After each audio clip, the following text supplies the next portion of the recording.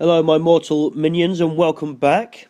Today we're going to be challenging Christianity on a point in which I've made previously, which is important to do and not ever feel discouraged in the thought that leaving religious people to it, when countries like America recently have an estimated 42% of people that believe the world is 6,000 years old. This is an alarming figure for one of the most intelligent countries on the planet. We've got fully grown adults that are dictating this. This isn't children preaching as to what they wish to be taught. There's no such thing, as Richard Dawkins said, as a religious child.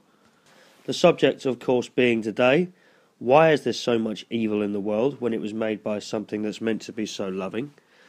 And for these fully grown adults, it does seem a bit pathetic having to explain it. There's no such thing as abominable snowmanist or yetiist. It would appear that the word atheist has basically been made to pander to your personal insecurities and sensitivities around the subject of your own fairy tale.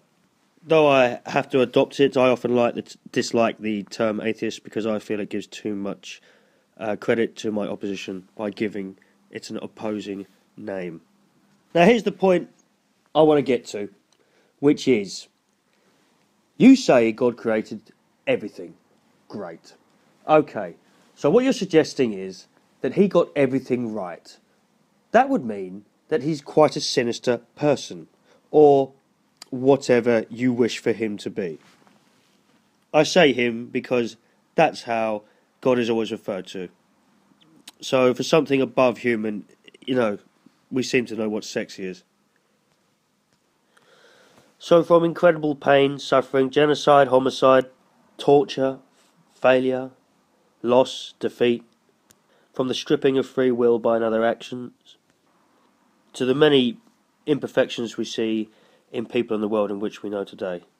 From the thunderstorms, the tidal waves, the volcanoes that kill and maim us and the planet, the colliding stars, the planets, the collisions, the explosions, our impending doom, all of it and the above and more.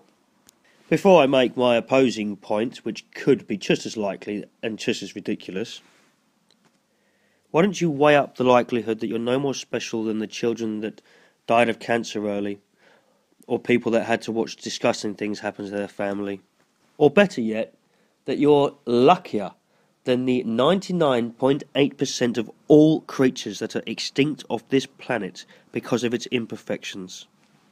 If God created the planet in which destroyed more life than we have ever seen today, it would seem an incredibly sinister approach and an even more sinister thing to follow. So let me throw a spanner in the works and say this. It would make more sense to me, as I've said before, if you said, as I do not believe, an alien threw an asteroid into Earth and created what we would know as a science project. So, for instance, mistakes would occur. It would explain why no one cares, why no one is feeling pain for the suffering of humans. Because if you set up a home for your children, or a planet for your children, I'd like to think it would be safe with bubble wrap and everything would be lovely. You would not create an unsafe environment. So whoever has created this environment doesn't seem to care. So if you said to me an alien did it, and they've made many mistakes in an observation, at least it would make sense. Another fabrication of the truth, obviously, but how can I say, oh, that sounds ridiculous? As long as there's mistakes happening, that's the process. And it would be so easy to discredit evolution if you found one fossil out of place from the pattern in which we know, and we do not need bones to actually prove evolution. It's there in many ways. God did not create a cheetah so fast that he could catch prey, and create the prey so fast that the cheetah can catch it. Whose side is he on? What sense are you trying to make out of this? So unless your suggestion is death, wars, poison, cancer, AIDS, heartbreak and so on, or a deliberate action under God, I'd suggest you go with the alien theory. At least then you might look into science and stop ruining not only your own children's lives, but that of the people around you and the future in which we need to develop.